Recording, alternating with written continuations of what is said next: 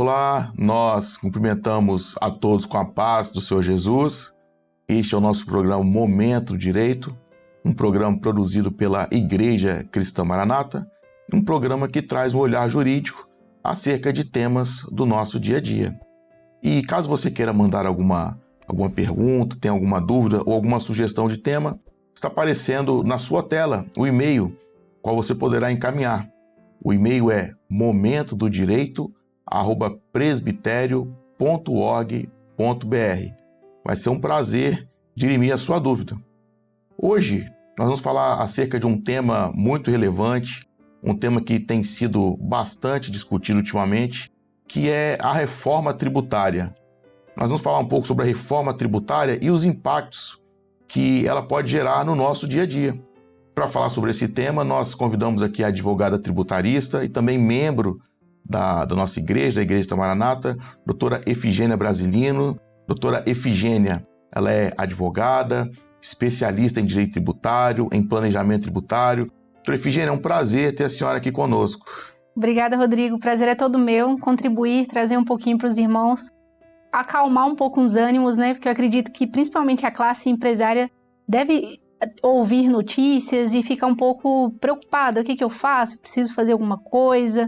Quais são os impactos que eu vou ter no meu negócio ou até mesmo na minha vida como contribuinte, como cidadão?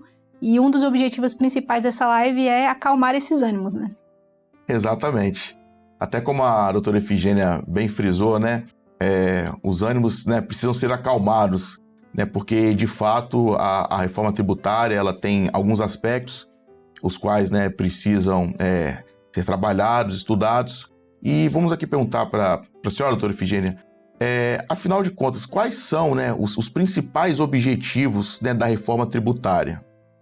Para falar da reforma tributária, eu preciso dar um passo atrás e explicar um pouquinho Perfeito. Sobre a nossa vida como cidadãos. Claro, né? claro. Desde o nosso nascimento, nós temos obrigações em relação ao direito. Sim. Quando nós nascemos, nós somos registrados e depois, mais tarde, nós recebemos um CPF e tudo que nós fazemos... A partir dali nós já temos capacidade contributiva, né? Exatamente. Muitas vezes os nossos pais que fazem a gestão da nossa vida civil, mas quando nós atingimos maioridade, nós somos sujeitos de direito e Claro. ao mesmo tempo contribuintes. Então nós pagamos tributo. Hoje o Estado ele se mantém através dos recursos, principalmente arrecadados na tributação. Exatamente. E com isso, nosso sistema tributário ele é muito antigo. Se nós analisarmos, nosso sistema atual, ele data de anterior a 1960. Sim. O Código Tributário Nacional, que é de 1960, foi recepcionado na Constituição, e o Brasil de 1960 não é o Brasil de 2024. Hoje, exatamente. Então, de certa forma, nós vivemos um momento de evolução tecnológica, a própria disponibilidade de mão de obra, investimento estrangeiro, e com isso a tributação, ela, que era baseada em três fatores, que era renda, patrimônio e consumo, a forma de tributar começou a ficar um pouco desatualizada, digamos Correto. assim, principalmente do consumo. Nós estamos aqui hoje gravando, mas eu tenho certeza que quem saiu de casa, pagou, por exemplo, passou num supermercado, comprou algum tipo de comida, alimento, na padaria, né? Aquele cafezinho com um pãozinho. E essa tributação é a tributação do consumo. Então, a reforma tributária, ela vem sobre esse pilar, tentar melhorar, simplificar e tornar mais claro a forma que nós pagamos tributos sobre o consumo. Principalmente os consumos ligados a vendas de mercadorias, de produtos Sim. e prestação de serviços, né? O Dr. Rodrigo também atua na área, sabe muito bem que na verdade, a expressão que nós usamos muito no direito é o manicômio tributário. Exatamente. A quantidade de normas, né? Exatamente. Pela quantidade de normas também e de obrigações acessórias também, né? Que o contribuinte ele tem que, né, ele precisa atender, né? Exatamente. E a reforma, quais são os pilares, além da simplificação e também da transparência? Extinguir, ou seja, acabar com 5 tipos de tributos e criar 3. Então, vai pegar o ISS, que é sobre o serviço, ICMS sobre mercadoria, PIS/COFINS sobre o faturamento e o IPI, que é sobre a industrialização e alguns outros fatos geradores. Vai pegar esses 5 tributos e criar 3. Exatamente. IBS, CBS e o imposto seletivo. Então, essa simplificação não é só dos tributos em si, dos nomes. é da sistemática. Porque a todo tempo, isso pode não ficar muito visível, mas à medida que nós praticamos atos civis, nós pagamos tributos. Claro. Eu gosto muito de contar um exemplo, Rodrigo, que é interessante isso, como que o manicômio ele existe, principalmente no consumo. Eu não sei se quem está de casa já percebeu a diferença entre extrato de tomate e molho de tomate. Não é só na composição, mas também na classificação do número que está ligado à classificação do produto na venda. Então, até a alíquota desse produto... É diferente por conta da nomenclatura, né? Por quê? Porque o sistema tributário diz que se eu tenho, por exemplo, um bombom ou waffle, que é muito comum, né? A gente vê essa comparação, não vou citar as marcas, mas quem é capixaba já comeu muito desse produto. Uhum.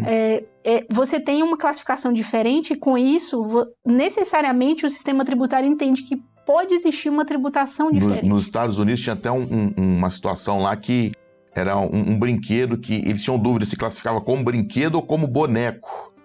E aí também teve essa celeuma lá nos Estados Unidos também por conta da nomenclatura para poder fazer a classificação na hora de tributar. Exatamente. E isso é muito natural, porque o direito ele não regula todas as condutas da vida. E na tributação, nós queremos sempre pagar menos tributos. Isso é algo que é, inclusive, lícito, né? Você pagar menos tributos mediante a criação de um planejamento tributário, Sim. que é respeitar das normas, entender como é a sua operação e trabalhar para reduzir a tributação de forma lícita. Mas o Brasil ele vinha de problemas sistêmicos, ou seja, essa tributação complexa não só reduzia a quantidade de investimento estrangeiro, como burocratizava a nossa vida. Uma empresa média gastava 1.500 horas para fornecer todas as informações que a Receita Federal... Que a Receita Federal pede, né? Exige. Estadual, federal e municipal, Sim. né?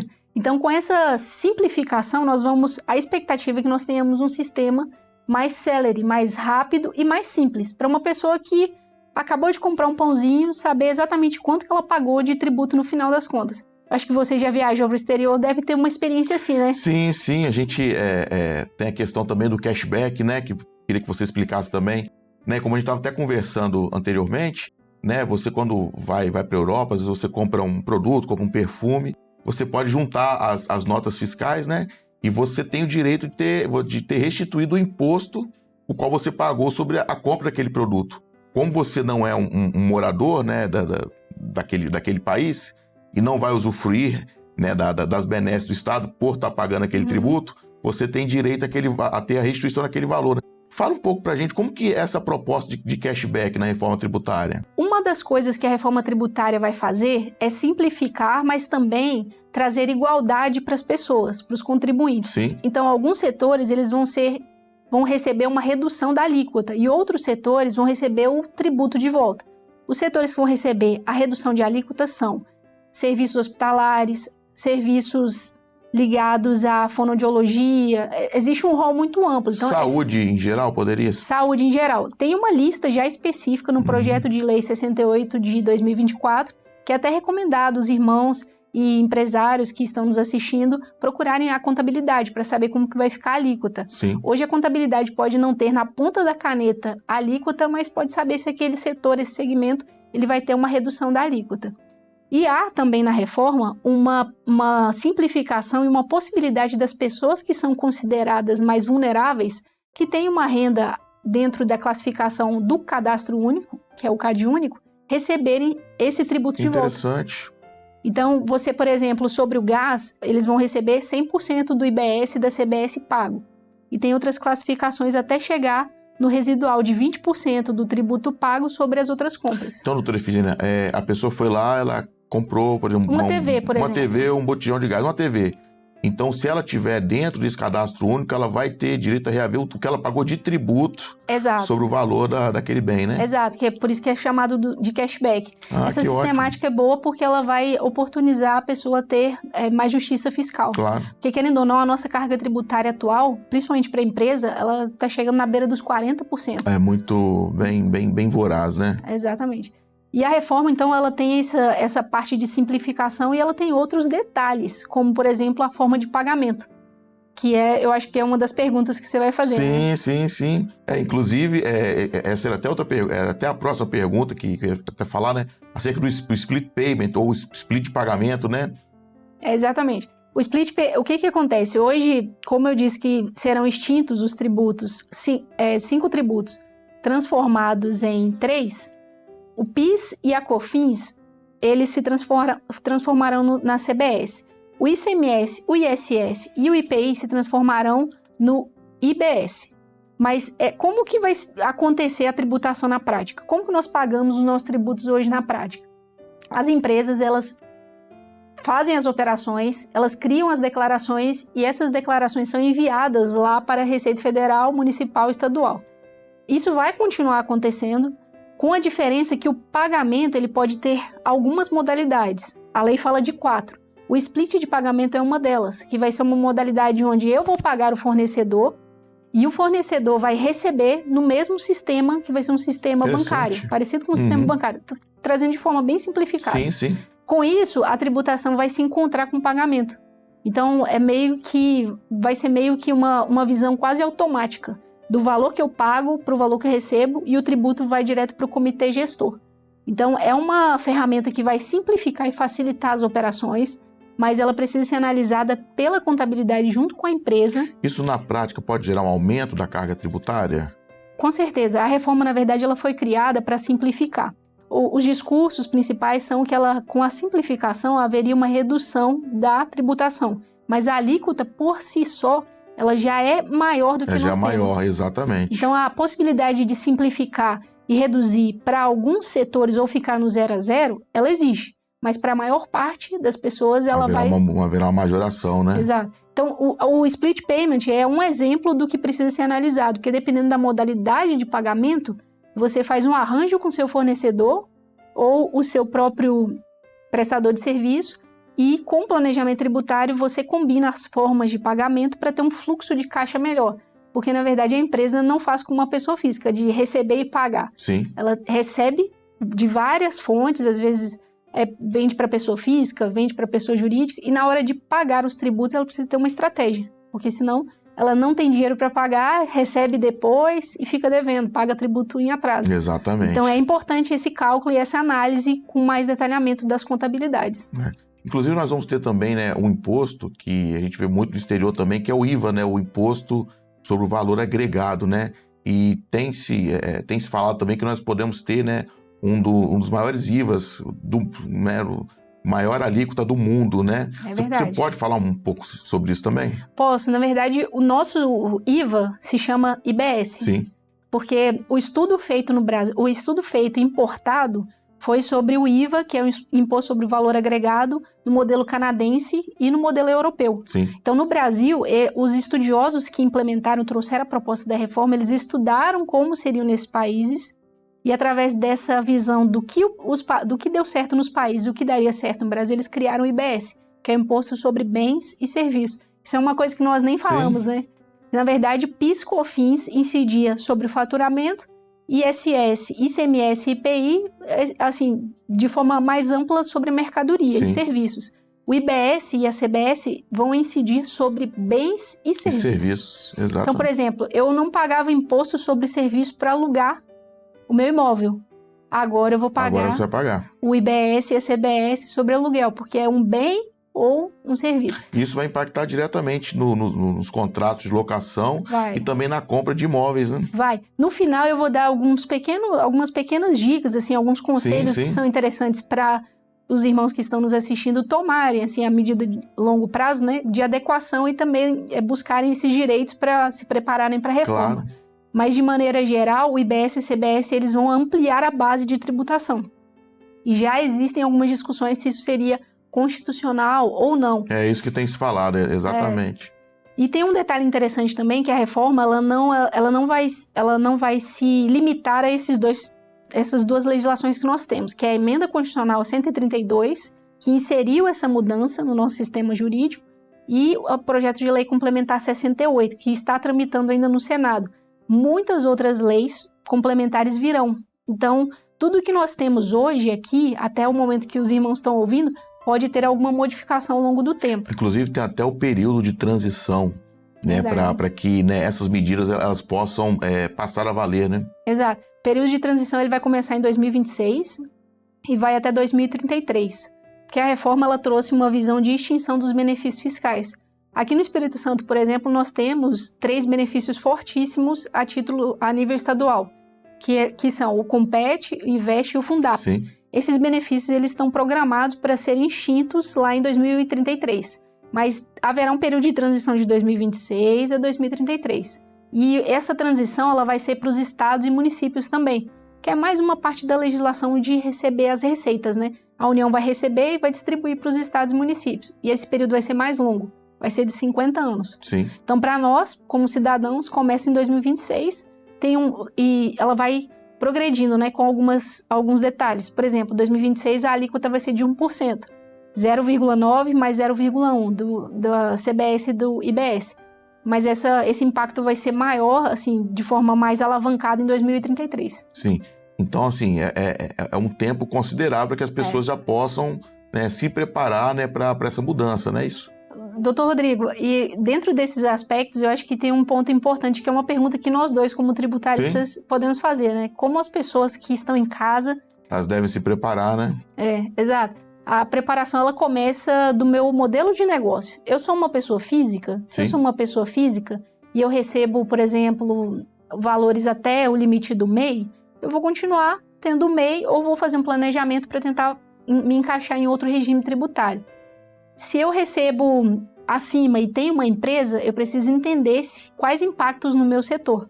Exatamente. A advocacia, por exemplo, serviços médicos, até que menos, mas advocacia, contabilidade e outras profissões regulamentadas vão ter um aumento de carga. Vão ter um aumento, exatamente. É importante que as pessoas já possam se preparar, né? Ou busque também a ajuda, o auxílio profissional, né? Experiente. É importante, muitas vezes, um profissional de contabilidade, né? Ou um advogado tributarista. Sim, sim. Alguém que entenda da legislação, porque essa mudança vai acontecer de forma sistêmica.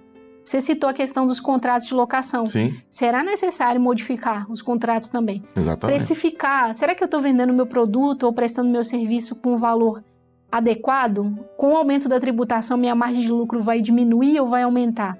Exatamente. São coisinhas que são detalhes e desenvolvimentos que podem ser feitos a longo prazo. Então, se os irmãos estão ouvindo essa live, marquem uma agenda com o contador até o fim do ano, converse com o contador, entenda como estão as finanças do seu negócio, como está a tributação. Não é uma coisa de sangria desatada.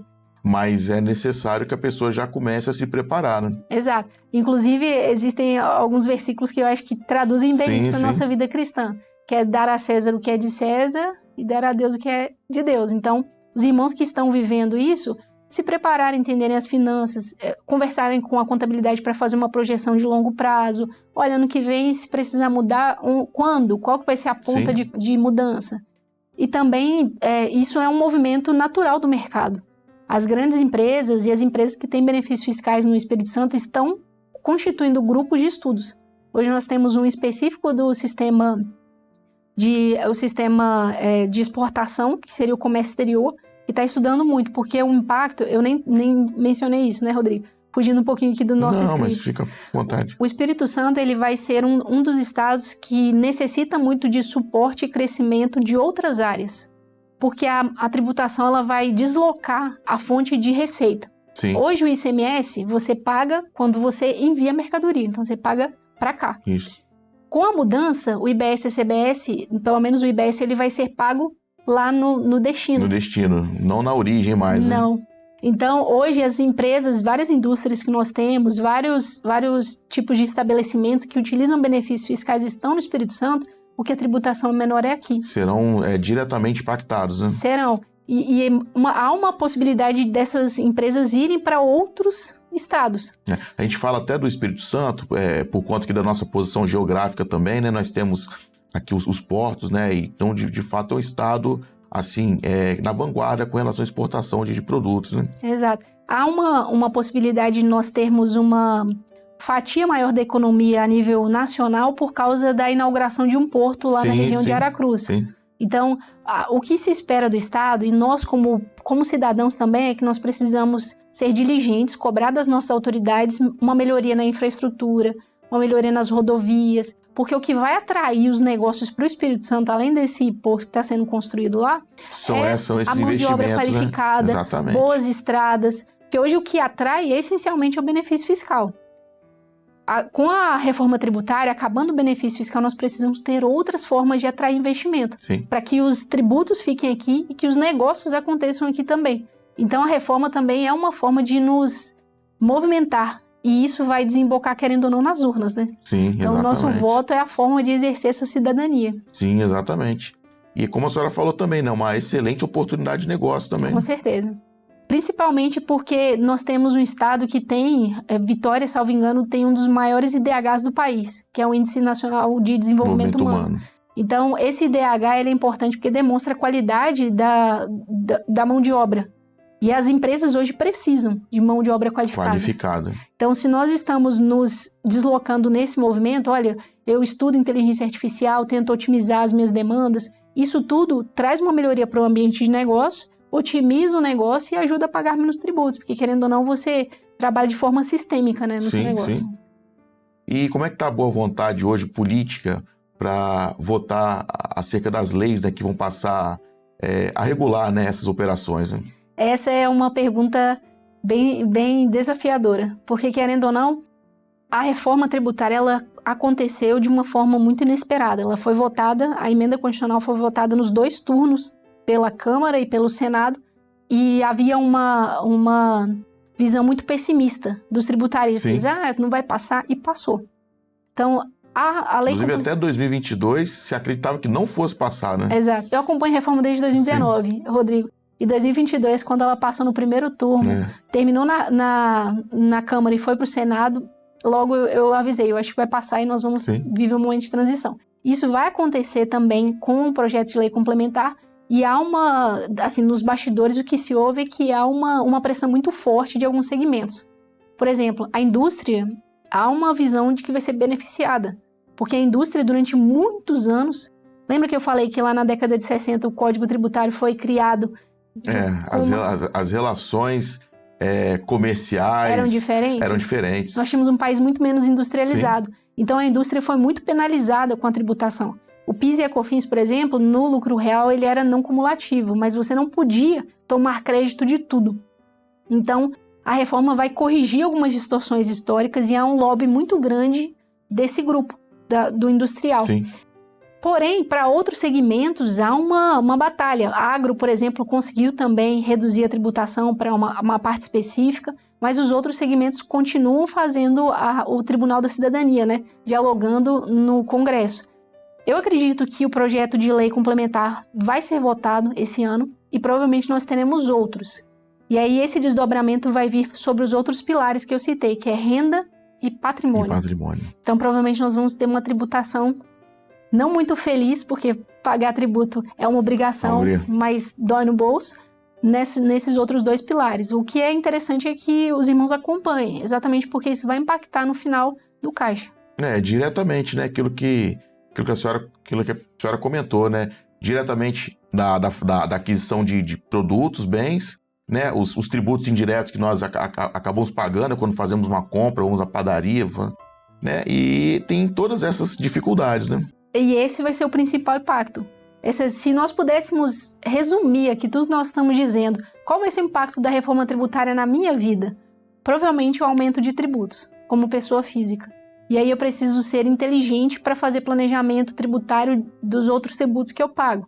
Imposto de renda, por exemplo, esse ano ainda está em tempo de planejar e pensar, ano que vem vou pagar muito imposto porque eu sou, por exemplo, CLT ou sou empresário, como eu posso reduzir essa tributação licitamente? Vou fazer um planejamento tributário, vou fazer uma previdência. Existem métodos, então a reforma ela vai impactar no nosso bolso, nós vamos pagar um pouquinho mais, mas eu acho que também vai nos impulsionar para pensar mais nesse lado de o que o governo está fazendo por mim, o que eu posso cobrar mais aos meus representantes e como eu posso usar estratégias de redução tributária lícita como planejamento. Sim, e o objetivo, né, dessa reforma também é trazer uma justiça social, né? Fazer com que todos, né, venham pagar os tributos de uma forma equânime, né? A reforma, quando ela foi criada, a emenda constitucional, ela foi criada com a visão de 100 exceções para reduções, que são que seriam segmentos que teriam redução. Mas nós sabemos que no Brasil as coisas não são tão objetivas, né? Então nós temos algumas exceções. A visão que eu tenho da reforma hoje é que ela tem objetivos muito bonitos. Mas vamos ver se eles serão implementados na prática, né? Exato. Então, cabe a nós fiscalizar. Porque um dos princípios da reforma é a neutralidade. Neutralidade e a não cumulatividade plena, que são formas de você não pagar muito tributo ao longo da cadeia. E no final, a pessoa que vai pagar, receber mesmo no final a mercadoria ou o serviço, e ser o usuário final, o consumidor final, ela teria que pagar aquilo que estava designado no início. Vamos ver se isso vai dar certo. Quando a pessoa compra um carro, ela paga mais ou menos quantos tributos? Vamos lá. Se ela comprar um carro como pessoa física, normal, ela já paga ICMS, que seria a incidência. E a empresa que vende, ela paga IRPJ, CSLL, PIS, COFINS e o ICMS. ICMS nós pagamos de forma indireta, porque no final nós que suportamos a carga, né? Então, mais ou menos 6. Desses que eu citei, 2 continuam ainda. Sim. Da forma que são cobrados naturalmente, né, das empresas, que é o IRPJ e a CSLL.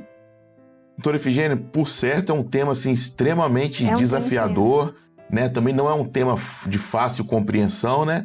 Mas a forma que a senhora abordou, né? A forma como foi apresentado o tema, né? Facilitou bastante a compreensão dos nossos irmãos, a quem está nos assistindo. E aquilo que a senhora falou, né? As pessoas elas devem se preparar, né? E é importante que elas façam um planejamento tributário para saber, né? Acerca de quanto que elas vão pagar, as obrigações acessórias que elas devem cumprir também, né? E quais são as suas considerações finais? Eu queria agradecer, Rodrigo. É um prazer muito grande colaborar, falar um pouquinho desse tema. Eu gosto muito da minha profissão. Eu acredito que nós somos facilitadores. Sim. E como facilitadores, nós somos facilitadores como profissionais e também do reino, né? Da eternidade. E à medida que nós trabalhamos a nossa vida para seguir com regularidade aquilo que são as leis dos homens, o Senhor também nos abençoa. Exatamente. Porque nós estamos cumprindo aquilo que foi proposto.